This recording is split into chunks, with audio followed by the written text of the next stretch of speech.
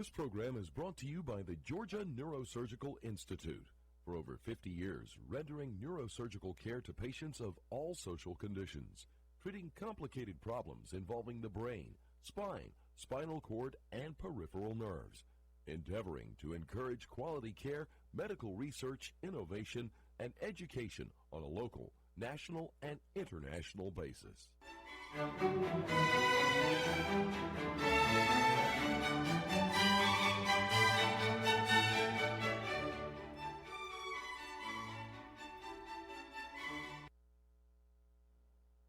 Good evening. My name is Joe Sam Robinson, and it's our pleasure to have with us tonight, once again, Professor Dr. Buck Melton. Welcome, Buck. Greetings, sir. Well, I generally go into the presidential contest, but I'm going to spare you that tonight. We'll spare you. Somebody's got to step up and save us. us. Somebody. We're waiting. Okay, we're waiting. But tonight, maybe we could talk something. We could talk a little about America's birth certificate, the Declaration of Independence. And I know that you have a substantial interest in that and the great document that launched our nation. And I know that you often you ask your students questions about it. The Declaration of Independence was hatched out in Philadelphia, and it hooked the 13 colonies up with the Enlightenment. It really changed the world in a lot of ways. But what do you think about the language in that and the way it was constructed? And do we have any lessons in the Declaration of Independence that still resonate? I mean, particularly the equality part. Yes. Well, I would hope that we do. And we were talking a little bit about this before the show started. And I'm interested in the first couple of paragraphs that I like to think of as the basic statement of the American social contract, whereas you are drawn more to the list of grievances that follow, and some of them are most politically incorrect. So I think it's an interesting document. We got the idea, I think in the spirit of full disclosure, we got the idea for this show when I mentioned to you that I often ask as an exam question my students to analyze the Declaration of Independence, and that I'm often chagrined at how poor the responses tend to be, even after we've studied it in class. So this has just made me focus on it more. So those of you who are out there who may end up in one of my history or political science classes, please take note of this episode tonight. Well, okay. So is that an important part of the cultural background of an American citizen? I mean, should you teach that? But is that a common thing that people on the street know much about the history of the country and the Declaration of Independence, and they probably know, I think, the opening lines, and that's about it? Is that as far as the journey goes? Well, one of the really bad traps to spring is to say the Declaration of Independence begins with "we the people," right? Or what are the first 7 words that begin the Declaration? They'll say "we the people of the United States." It's one in the course of something. You passed. When in the course of human events. Yes. Yes. They often will confuse the Declaration of Independence with the U.S. Constitution, written 11 years later. Yes. And they are both tremendously important documents. You have to understand both of them, but they are in very strong tension with each other. Yes. They're almost antithetical to each other. Yes. Now, many historians would say the Declaration of Independence, with its high, particularly the first several paragraphs, with its high-flown language, elevates the American cause to a really big level. But others, that's one, I think, traditional viewpoint. Many other historians would say, well, actually, what's going on here is this is economic, it's sort of a Marxian view of a relatively few people that didn't like, that they wanted their own little fiefdoms. The Virginia planters they didn't like having to kowtow to Lord Fairfax or whatever. They were as good as anybody. They didn't want to be under the thumb of competing gentry and the New England guys. They thought we could make more money doing this or that, and so there was selfish motivation in there. The slavery continued. The contradiction was extraordinary. There's no mention of slavery in the Declaration of Independence. Not the final document, of course, that Jefferson, a slave owner, yes. Who penned "All men are created equal," yes. also in one of the early drafts of the Declaration, in the list of grievances, said one of the terrible things that King George has done to us is to foist off slavery upon us. And of course, his fellow Southern colonists would have none of that, and he was forced to expunge that from the final draft. Well, that's pretty interesting, isn't it? If you consider, I mean, the sense of guilt that's out there, that what the idea, this is what happened, that what happened, but a lot of the particular peculiar institution, as it's been called in the 19th century, was part of the mercantile structure of the British Empire and indeed of Western Europe.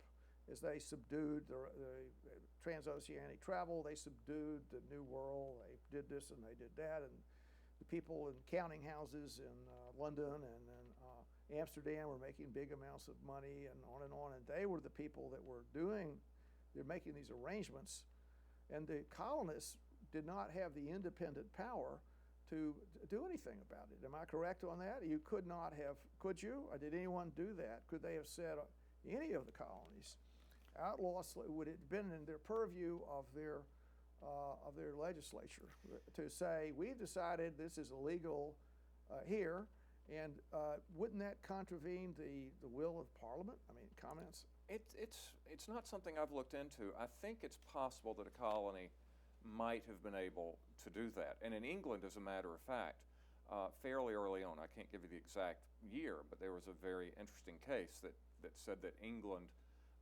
was naturally not a place where slavery could develop. I think the language from the case was, the law of England makes a man free. And it was not unless Parliament actually passed a law creating slavery that slavery could even exist. Well, one little vignette about Thomas Jefferson is that, you have the Sally Hemings story, or he took his bonds people with him to France. And there's one of the things the French Revolution did is it absolutely said sort of the same kind of medieval term, free air in the city makes a man free. Exactly. Well, if you're in France, and if you bring a slave to France in 1789, 1790, that person is automatically freed. And so Thomas Jefferson had the situation when he was there that he had his slaves that he brought along, who technically could have been free if they wished. And so supposedly he did a deal with them. Well, we're going to do something. I'm getting into a long story here, but we'll do a deal where if you return with me to America, I'll give you some advantages and on. But so that's a true enough statement. And I guess circling back to the Declaration of Independence, one of the big deals was that slavery, there was no mention of slavery in that document, and all this very high-flown language. That issue just escaped it. You could actually even put it the other way around, that if you look once again at the lead paragraphs, when Jefferson writes that when the actions of government, when you see a long train of usurpations and abuses pursuing invariably the same object, the object of reducing the colonists to absolute despotism. Yes. So Jefferson is almost saying we are slaves. We white men and women here in the colonies are the slaves of the English king. So I think that's a delicious irony. Well, the other thing about it is that, at least in the dialogue of the time, the notion slavery was a ubiquitous kind of arrangement, and the psychological impacts, I think, it cut the slave owners as well. I mean, in subtle ways. Yes. And the rhetoric that took place was, I'm not going to be a slave. And the other bit of rhetoric in sort of Southern speech was, I'll whip you. I'm going to whip you. And it's the idea of the total dominance and what impact that had.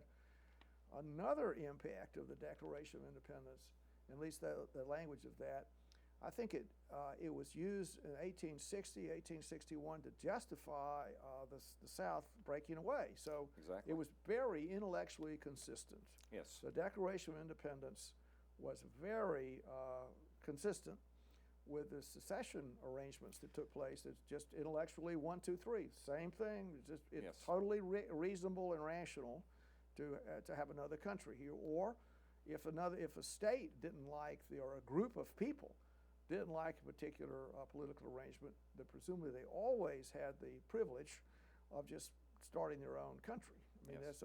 one could extract from that. Well, that was the idea, and they see this as the Second American Revolution, that what Virginia does in the spring of 1861 is precisely what Virginia had done in the Yes, spring yes, of yes, 1776, yes. spring and early summer of 76. Yes. So, Well, what about the term of, this is an important, we've discussed this before, the notion of equality and liberty, and there's a clash between that, quite a clash. the more equality, the less liberty. But the idea of liberty, and so the term there is all men are created equal. Yes.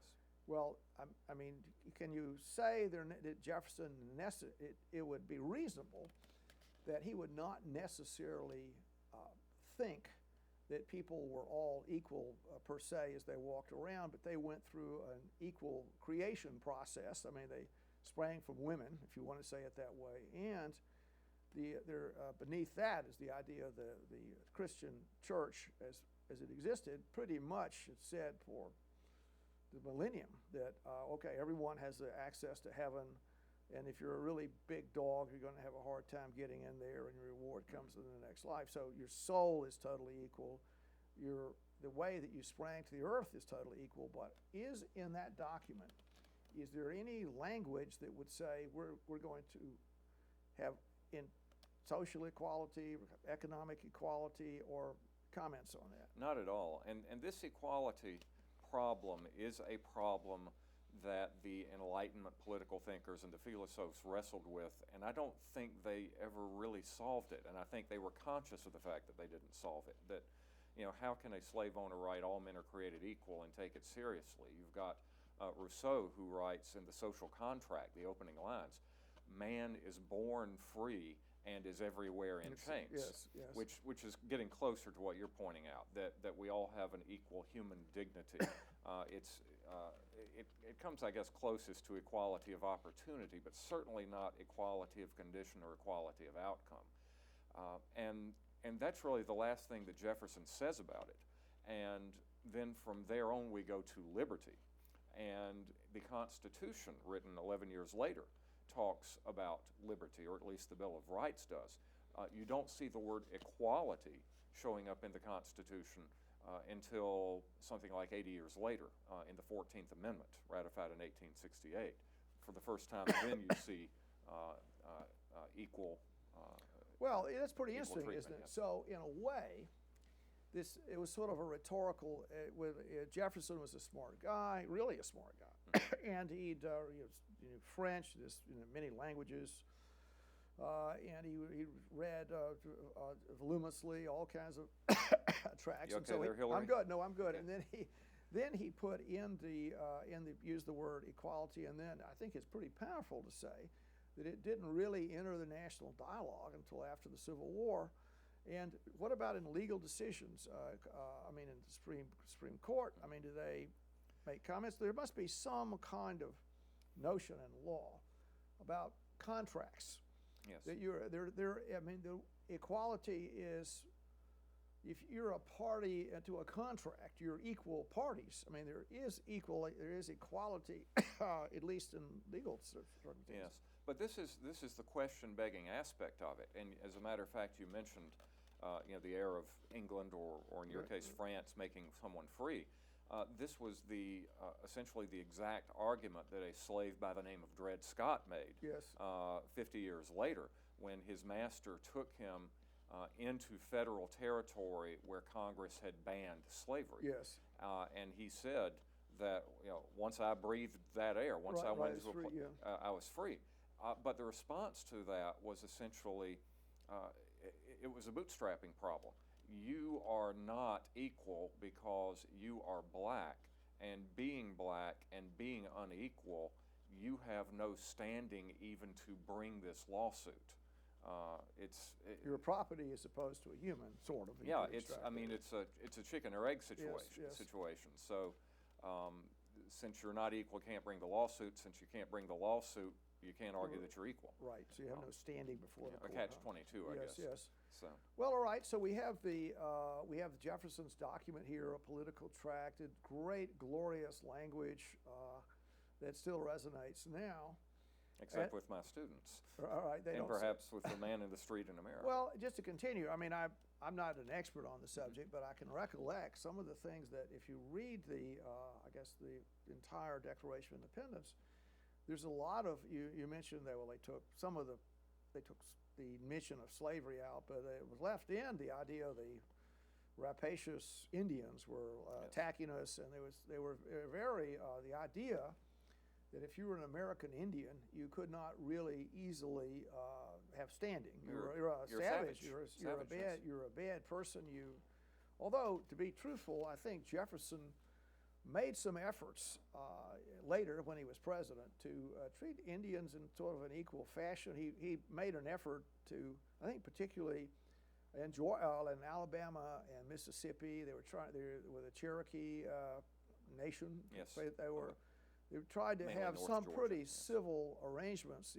That was his interest to be somewhat not like Andrew Jackson, but to have some level of civility with with these Indian tribes. Yeah, it was. I think a lot of it is utilitarian. I think the question is always going to be, white America was always asking, how can this tribe help us? Yes. Well, what is their geostrategic situation? Can they help us against the Right, Spanish? right, Can they help us right. against the Canadians? So, and that, yeah. And so the identity of the American identity was being hatched out. So quite a complicated thing taking place in Philadelphia in July 1776. Jefferson shows up as this, let's see, I don't know how old he was, in his 30s, maybe? He would have been around, he was born in 43, so we can do the math. So he's in his early 30s. Yes. And he's there, and he's given this assignment. He must have been an extraordinary intellectual figure. And the idea, which is pretty interesting, is the people running the convention could say, well, this guy, I'm going to pick a guy that I think can really do the job here. There wasn't parochial, or maybe there was. They're trying to put a Virginian in there. Yes, But, definitely. Well, it was John Adams who picked him out, and I say this as a longtime fan of Adams. I liked Adams when Adams wasn't cool. Yeah. Is Is he cool now? He's very. I think he's very cool now. And since I think the thing that did it was the end of the Cold War and a more multilateral world and a more complex world. Yes. People started appreciating Adams' skill as a diplomat, and that's when you really see Adams start coming back into vogue. But we forget that Adams is the one who fingered Washington and said, "You're the one who needs to be the commander of the Continental Army."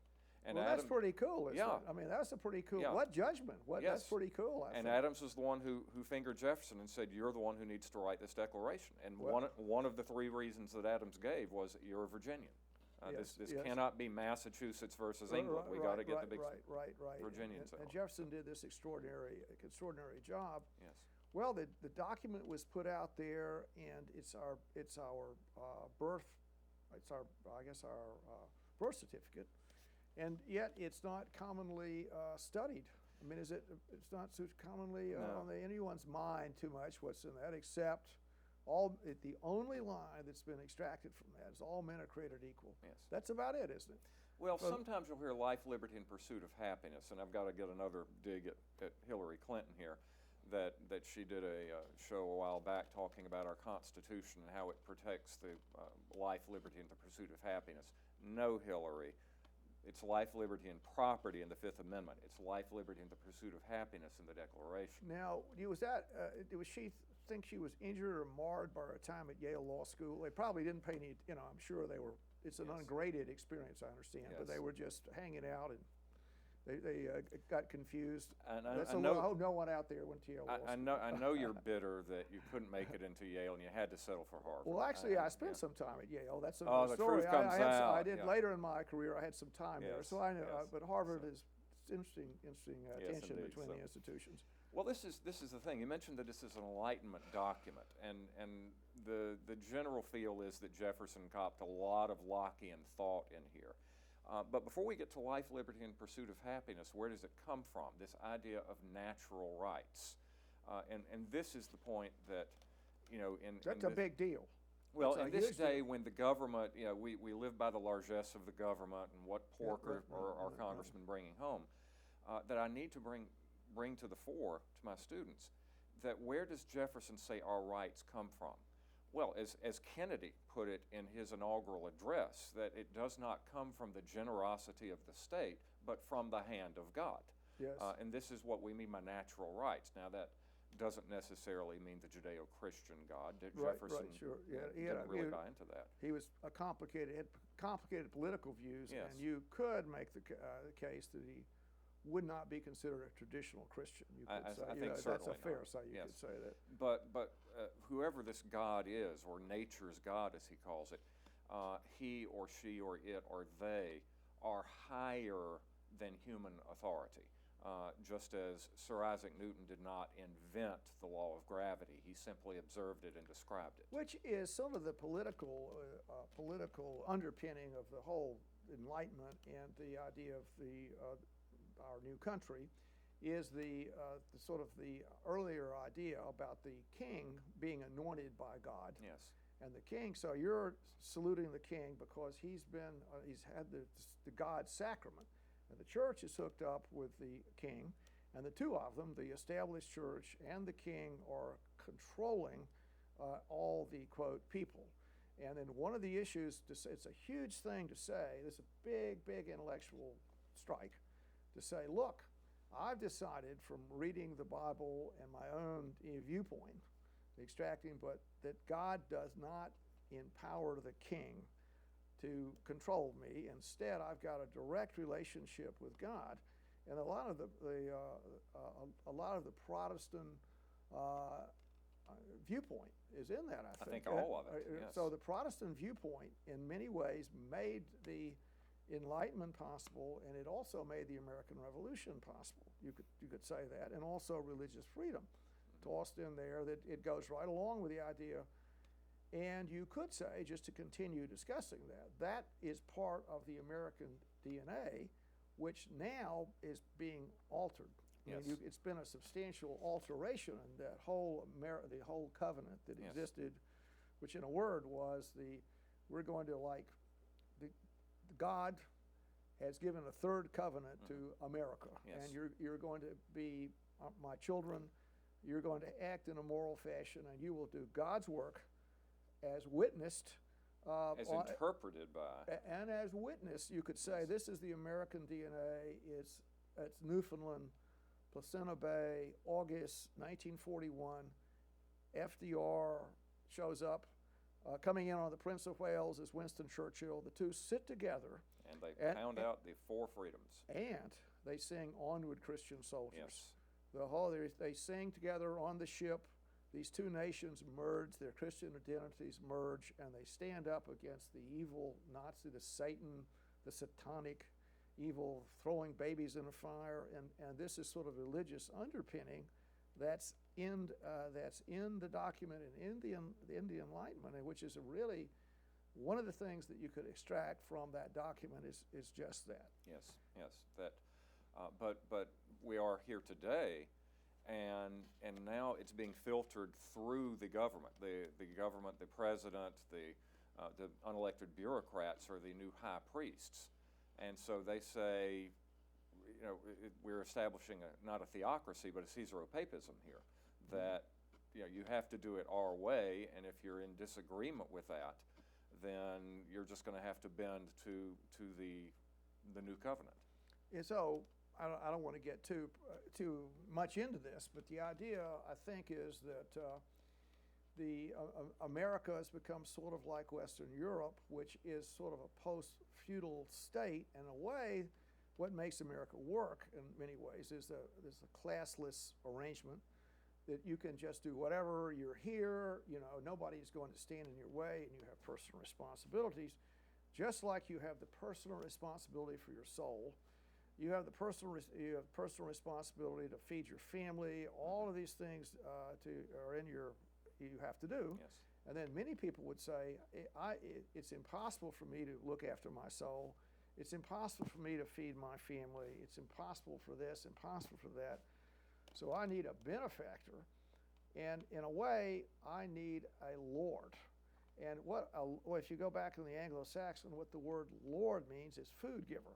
So in a way, when the government, some bureaucrat shows up, the relationship between some American citizens and the bureaucrat is the same between, we mentioned Anglo-Saxon peasants in an earlier show, but the idea that you're a peasant and that your benefactor is the lord. In order to receive the lord's bounty, you have to genuflect to that arrangement. The incense. So one of the things that goes on is you have this different psyche that's out there where the government is really your lord, and you have a deal with the government. You'll do as they tell you, whatever it is, and then the government will do things for you, which is sort of the Western Europe. It's their post-feudal kind of deal that never really was easily transmitted until circumstances have changed here in North America. So you're saying that Henry V is now passé. Every subject's duty is the king's, but every subject's soul's his own. Not anymore, because if they're feeding you. And what does that do to your contract? Because you have two different models here. You have contract and you have status. And contract is two equal parties, equal in dignity, equal in authority.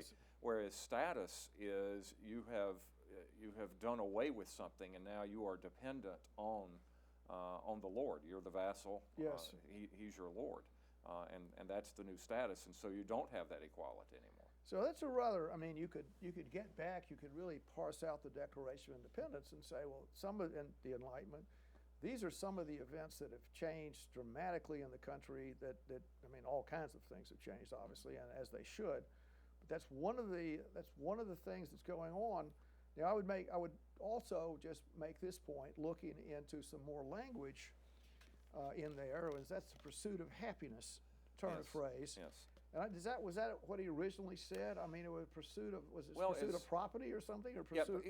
As Locke had it, life, liberty, and estate, or the pursuit of property. But remember that the Declaration was largely a propaganda document. It was good propaganda. Right, yes. Speaking of social contract, just because you and I have a contract doesn't mean we know the terms. I mean, we could create a social contract in which I'm elected de jure. Yeah. So the terms are important. And so Jefferson softened that up a little bit. The right to seek what the Greeks might call eudaimonia, a good beneficial situation to be in, to put food on your table, clothes on your back, and a roof over your head. You don't have a guarantee of those things, but you have the right to seek those things out. And if you do acquire them, they are yours. You worked for them. You earned them. So I think that's where Jefferson is going. So if you look at all these things, rights that are given to you not by the state but by God, rights that are inalienable, property term that cannot be taken away, you cannot even give them away, and these include life, liberty, and the pursuit of happiness or personal welfare. What I'm leading you to, or what I'm trying to lead my class to, is a great statement by a comic book, V for Vendetta. People should not be afraid of the government. Government should be afraid of the people. They work for us. We don't work for them. And this is what we have forgotten as our birthright. Well, and there's a reason for that. I mean, I guess is that everyone's tin cup is out there with the complexities of the world. Well, who's going to make sure I can fly an airplane safely? Who, I want to drive up to Atlanta on this interstate. I mean, is that road going to be okay? Is there going to How be do we know those drugs you're giving me are everything? Work? Is the food okay? Yes. And I noticed that whatever happened, I had an insurance policy and they didn't pay me, and what am I going to do about it? So I'm going to call my congressman or whatever the story is. Yes. So the idea that some kind of balance is necessary for each generation. On the other hand, it is worrisome what the government is up to, and in general, this American exceptionalism. I mean, Yes. I sense that traveling in different places, different countries, is that the attitude that people have in other countries is often they're intimidated. I mean, you're an Americano. There's just some kind of sense that you are not held back the same way other people are. The frontier Yeah, idea still, of I the think that cowboy. is the Yes. case. I mean, people, well, we can't do this, we can't do that. We're sort of, or We're there's locked into a status. right. That's right. So- And then as we get near the end of our conversation here, one of the things is the notion of happiness. What a happy phrase that is. Yes. And we'll leave Have to that look for at it we'll next leave time. that for another time. Well, thank Indeed. you. Thanks for Thank being you, here, sir. Bucky. Thank you. Thanks.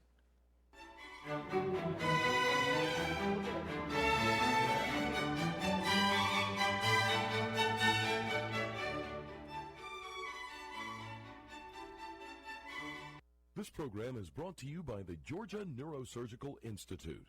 For over 50 years, rendering neurosurgical care to patients of all social conditions, treating complicated problems involving the brain, spine, spinal cord, and peripheral nerves, endeavoring to encourage quality care, medical research, innovation, and education on a local, national, and international basis.